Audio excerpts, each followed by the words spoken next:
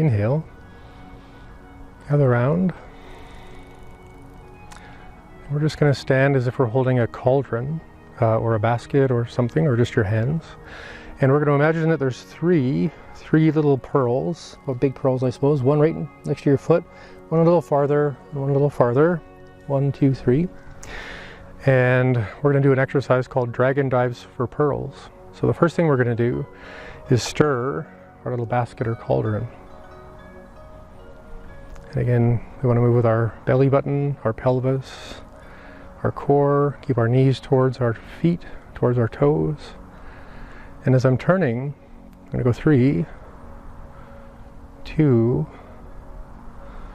1. And as I get to this one, I'm going to turn my foot out and then shift my back leg.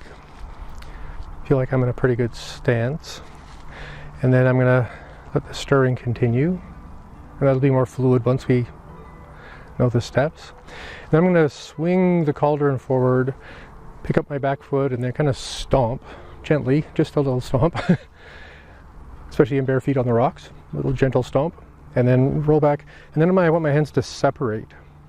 And as my hands separate, now my arms become like dragon's wings.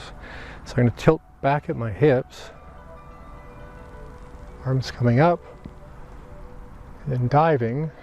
Dragon dives for this pearl. And now that I have the pearl, I'm going to loosen my body, lengthen everything out, keep my knees bent, and then use my dragon spine, low back, middle back, upper back, to pick up the pearl. And then I'm going to take the pearl and throw it into the sea, where I keep all of my pearls. A little secret about dragons. And now I'm rotating my cauldron or basket this way. 3, 2, moving with your belly button. 1, turn out your other foot. Shift your back leg. Make sure you feel really stable. Swing forward. Gentle stomp. Hands become wings. Tilt at the hips. Diving down. Grabbing this little pearl. Relaxing. Using my spine to pick my body up.